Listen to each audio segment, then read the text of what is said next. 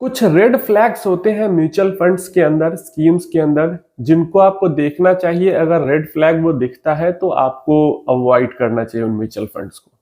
देखिए, अगर आप फर्स्ट टाइम इन्वेस्टर हो तब तो डेफिनेटली इन रेड फ्लैग्स को देखना चाहिए। अगर आप इन्वेस्टमेंट आपने कर रखा है फिर तो आपको खुद सब कुछ समझ में आने लगता है, कैसा क्या चल रहा है, अंडर परफॉर्मेंस, ओवर परफॉर्मेंस, कैसा क्या हो रहा है, तब तो समझ में आ ही जाता है। उसके अलावा अगर आप एक सुपर हाई एग्रेसिव इन्वेस्टर हो तो फिर ये कोई रेड फ्लैग आपके लिए कोई मायने नहीं रखता। लेकिन अगर आप एक कॉशियस इन्वेस्टर हो, थोड़ा सा वॉलेटिलिटी से दूर रहना चाहते हो, ठीक है, स्मॉल कैप मिड कैप के अंदर इन्वेस्ट कर सकते हो, लेकिन फिर भी वॉलेटिलिटी कम चाहिए और हाई रिस्क हाई रिटर्न नहीं चाहिए। एंड सुपर एग्रेसिवनेस नहीं है कि अगर 50% क्रैश कर गया या 2 साल 3 साल तक जीरो रिटर्न, माइनस रिटर्न रह गया, कोई फर्क नहीं पड़ता, इस टाइप के इन्वेस्टर नहीं हो तो इन आप रेड फ्लैग्स को समझ सकते हो म्यूचुअल फंड्स के अंदर में, और उन फंड्स को छोड़ के दूसरे फंड्स के अंदर जा सकते हो, क्योंकि चॉइसेस बहुत सारी है आपके पास। म्यूचुअल फंड को इन्वेस्टर चाहिए, लेकिन इन्वेस्टर को वही म्यूचुअल फंड चाहिए ये जरूरी नहीं है, बहुत सारे म्यूचुअल फंड है। क्लियर? सबसे पहला रेड फ्लैग हो जाता है लॉन्ग टर्म अंडर परफॉर्मेंस की। ये तो सबको पता है, लेकिन सब लोग देखते नहीं है। जैसे कुछ म्यूचुअल फंड स्कीम है, वो आज से 5 साल पहले भी अंडर परफॉर्म कर रही थी, आज से 3 साल पहले भी अंडर परफॉर्म कर रही थी, आज भी अंडर परफॉर्म करती है अपनी कैटेगरी में। कुछ म्यूचुअल फंड कंपनीज आपको पता ही होगा, आप नाम कमेंट में करके बताना, जिनकी लगभग स्कीम्स अंडर परफॉर्म ही करते रहती है हमेशा। तो वैसे एसेट मैनेजमेंट कंपनी से दूर रहना है। एग्जाम्पल के लिए अगर हम ले लेते हैं लाइक आदित्य बिरला की, मतलब इक्का दुक्का कभी कोई अच्छी करती हुई दिखती है, या यूटीआई की, या आईटीआई रिसेंटली अच्छा करने लगा, नहीं तो पहले इसकी भी हालत खराब थे। इसके अलावा सुंदरम वगैरह म्यूचुअल फंड हो गए। तो ये सब जो फंड्स है, टॉरस हो गया, ये सब एएमसी से दूर रहने में ही भलाई है, क्योंकि इक्का दुक्का कभी कोई फंड दिख जाता है ठीक ठाक करते हुए, नहीं तो। इसके अलावा क्वांटम एएमसी की भी स्कीम्स अभी गिरी हुई है, मार्केट एकदम 1 साल से कुछ नहीं हुआ है तो कुछ ठीक ठाक करती हुई दिख रही है, नहीं तो क्वांटम एएमसी का भी वही हाल रहता है। और मतलब कभी कभी क्या होता है, एएमसी जरूरत से ज्यादा सेफ बेट लेने के चक्कर में भी रिटर्न नहीं बना पाती है। तो हमें तो भाई चाहिए कि रिटर्न भी बने ना, सिर्फ जरूरत से ज्यादा सेफ हो जाएंगे तो कैसे काम चलेगा। तो इसलिए ये एक रेड फ्लैग है आपके लिए कि अगर लॉन्ग टर्म लाइक 8 इयर्स का हम टाइम पीरियड देख रहे हैं, और 8 साल के टाइम पीरियड में, या 10 साल के टाइम पीरियड में, या 7 साल के टाइम पीरियड में भी फंड न तो मतलब लगातार इंडेक्स को भी अंडर परफॉर्म कर रही है, या कैटेगरी एवरेज को भी अंडर परफॉर्म कर रही है लगातार, तो फिर लॉन्ग टर्म अंडर परफॉर्मेंस हो गई। तो ऐसी एएमसी से ही दूर रहना है। दूसरा रेड फ्लैग हमें क्या समझना है? दूसरा रेड फ्लैग होता है, एक चीज होती है दो धारी तलवार, और म्यूचुअल फंड के केस में ये होता है कॉन्सेंट्रेशन बेट। कॉन्सेंट्रेशन बेट जो होता है वो दो धारी तलवार होती है। Super high risk super high return schemes होती है ये। जैसे एक बहुत पॉपुलर एसेट मैनेजमेंट कंपनी है मोतीलाल ओसवाल म्यूचुअल फंड। इनके स्कीम्स के अंदर देखोगे तो, और कुछ पर्टिकुलर स्कीम्स के अंदर तो और ज्यादा सुपर हाई कॉन्सेंट्रेशन बेट्स ये लेते हैं। डेफिनेटली पास्ट में इनके लिए ये बेट्स काम भी किया है, पास्ट में कुछ समय के लिए ये बेट इनके लिए बुरा भी काम किया है। तो जैसे मैंने बताया, दो धारी तलवार होती है, तो काम करेगी तो सुपर हाई रिटर्न भी बना के देती है, और काम नहीं करती है तो सुपर रिस्की भी हो जाती है, हैवी वॉलेटिलिटी भी लाती है। तो इसलिए अगर आप सुपर हाई रिस्की टाइप के इन्वेस्टर नहीं हो तो आपको हाई कॉन्सेंट्रेशन पोर्टफोलियो वाले म्यूचुअल फंड से दूर रहना चाहिए।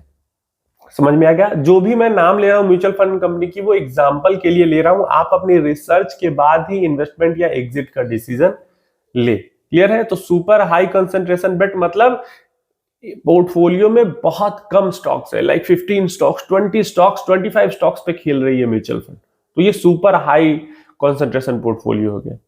इसके बाद हमारे पास आता है सुपर हाई चर्निंग वाला पोर्टफोलियो। जैसे अगेन यहाँ पे सबसे पॉपुलर फंड आ जाती है, लाइक जेएम के फंड्स काफी हाई चर्निंग कभी कभी करते हैं, क्वांट काफी पॉपुलर था हाई चर्निंग के लिए। तो यहाँ पे भी सेम आ जाती है कि ये भी सुपर हाई रिस्की इन्वेस्टर के लिए हो जाता है, क्योंकि यहाँ पे बहुत फ्रीक्वेंटली बेट्स मूव होते हैं, लॉन्ग कन्विक्शन के लिए इन्वेस्टमेंट होती ही नहीं है।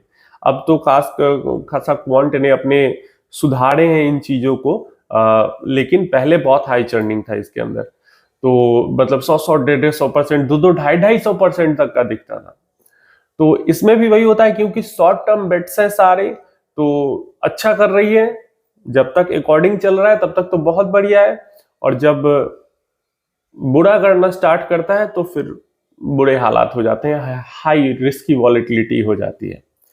तो ये भी अगेन, अगर आप एक high risk high reward type के इन्वेस्टर नहीं हो तो सुपर हाई चर्निंग वाले पोर्टफोलियो से आपको दूर रहना चाहिए। एक और आपको चीज ध्यान रखनी है फंड सेलेक्ट करते हुए, अगर बिना किसी रीजन का super high expense ratio scheme charge कर रही है तो उस स्कीम से दूर रहने। जैसे आज के टाइम पे 0.8 0.9 1% भी टच नहीं करना चाहिए डायरेक्ट फंड का किसी का एक्सपेंस रेशियो, क्योंकि मेजॉरिटी में जो एक्सपेंस रेशियो है वो 0.7% 0.8% से नीचे ही म्यूचुअल फंड्स का देखने को मिलता है। तो कोई एक दो म्यूचुअल फंड स्कीम ऐसी निकल के आ जाती है जो कि 1% या 1% प्लस का एक्सपेंस रेशियो अगर चार्ज कर रही है, तो आपको देखना है कि वो उसके अगेंस्ट में क्या हमें रिवॉर्ड दे रही है। अगर कुछ एक्स्ट्रा रिवॉर्ड बाकी फंड्स के मुकाबले में दे रही है तो ठीक है, और अगर नहीं दे रही तो फिर क्यों उसके अंदर हम इन्वेस्ट करेंगे। लाइक कोई म्यूचुअल फंड स्कीम है, कैटेगरी एवरेज, जिस भी कैटेगरी की वो म्यूचुअल फंड स्कीम है उसका कैटेगरी एवरेज का एक्सपेंस रेशियो है 0.7, और ये म्यूचुअल फंड चार्ज कर रही है अपना एक्सपेंस रेशियो 1%। तो क्या अलग कर रही है? क्या कैटेगरी एवरेज का जो रिटर्न है वो 15% है और ये म्यूचुअल फंड स्कीम 20% का रिटर्न दे रही है? अगर ऐसा कर रही है तो ये 1% एक्सपेंस रेशियो जस्टिफाइड है। लेकिन अगर रिटर्न कैटेगरी एवरेज के बराबर ही है लेकिन एक्सपेंस रेशियो कैटेगरी एवरेज से सुपर हाई है, तो फिर इसको एक रेड फ्लैग की तरह देखना चाहिए। एंड मतलब एएमसी लालची हो चुकी है यहाँ पे, ये समझ लेना चाहिए और एएमसी से उससे दूर रहना चाहिए। क्लियर है? फंड मैनेजर या फिर फंड की इनस्टेबिलिटी भी एक रेड फ्लैग होती है और आपको समझना चाहिए। अब कोई देखो, जिस भी म्यूचुअल फंड स्कीम के अंदर में जितना लंबा टाइम पीरियड तक एक फंड मैनेजर काम करेगा उस स्कीम को इवेल्युएट करना उतना ज्यादा आसान होगा, उसकी लॉन्ग टर्म पास्ट परफॉर्मेंस पे हम उतना ज्यादा भरोसा कर सकते हैं।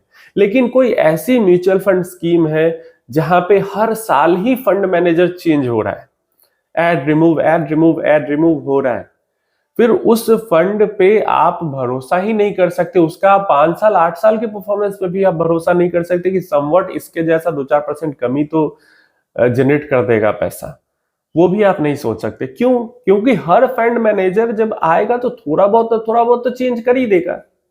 ठीक है, जो बेस है वो अलाइन रहेगा एएमसी की स्ट्रेटजी के साथ, लेकिन फिर भी फंड मैनेजर क्यों होता है? कुछ कॉल्स फंड मैनेजर भी लेता है, पैसा होल्ड करने का, पैसा डिप्लॉय करने का, एंट्री करने का, एग्जिट करने का, तो वो सब हर फंड मैनेजर के साथ चेंज हो जाएगा। तो आपको समझ में ही नहीं आएगा कि लॉन्ग टर्म स्ट्रेटजी ये क्या फॉलो कर रहे हैं और क्या कैसे क्या हो रहा है। तो अगर फंड के अंदर बहुत ज्यादा इंस्टेबिलिटी है, और ये तो फंड की बात की मैंने, अगर एएमसी लेवल पे भी बहुत ज्यादा इंस्टेबिलिटी है, अगर जो हायर पोजीशन पे जो है लोग वो बार बार चेंज हो रहे हैं, तो फिर उस एएमसी से भी दूर रहना चाहिए। क्योंकि जब तक स्टेबिलिटी नहीं होगी तब तक मतलब बढ़िया परफॉर्मेंस नहीं मिल पाएगी, और इनस्टेबल एएमसी या फंड के पास्ट परफॉर्मेंस पे भी भरोसा नहीं किया जा सकता, मतलब लॉन्ग टर्म पास्ट परफॉर्मेंस पे भी भरोसा नहीं किया जा सकता। इसको भी रेड फ्लैग की तरह देखना है। एक लास्ट लेकिन सबसे इंपॉर्टेंट रेड फ्लैग को आपको देखना है कि जब भी आप किस म्यूचुअल फंड स्कीम के अंदर इन्वेस्ट करते हैं तो सबसे पहले तो आपका गोल आपको पता होना चाहिए। गोल के अकॉर्डिंग आप फंड की कैटेगरी सेलेक्ट करते हैं। अब कैटेगरी सेलेक्ट करने के बाद आप स्कीम सेलेक्ट करने जाते हैं। तो स्कीम भी जब आप सेलेक्ट करते हैं तो आप अपने रिस्क एपेटाइट के अकॉर्डिंग वैल्यू इन्वेस्टिंग करने वाला कोई स्कीम, लाइक स्मॉल कैप ही सेलेक्ट करें, फिर भी वैल्यू या ग्रोथ को इन्वेस्टिंग कर रहा है, कोई मोमेंटम इन्वेस्टिंग कर रहा है ना, कोई क्वालिटी इन्वेस्टिंग कर रहा है, कोई कॉन्ट्रेरियन बेट्स ले रहा है, तो मतलब कौन सी स्कीम है वो किस टाइप की परफॉर्मेंस दिखा रही है, ये मतलब किस टाइप की स्ट्रेटजी के ऊपर क्या परफॉर्मेंस दिखा रही है, ये समझना जरूरी है। या फिर जैसे सबके अलग अलग मॉडल्स होते हैं, जैसे अभी मान लो जियो एएमसी आई है, उसका अपना इन्वेस्टिंग मॉडल है, क्वांट का अपना मॉडल है, मोतीलाल का अपना मॉडल है, आईसीआईसी, एचडीएफसी, निपॉन, सबका अपना अपना इन्वेस्टिंग मॉडल है। तो आप जब स्कीम का पेपर पढ़ते हो तो आपको समझ में आता है कि कौन सी म्यूचुअल फंड क्या स्ट्रैटेजी ये लोग फॉलो करने वाले हैं। कई सारी जो स्कीम्स हैं वो गार्प स्ट्रैटेजी फॉलो करती है।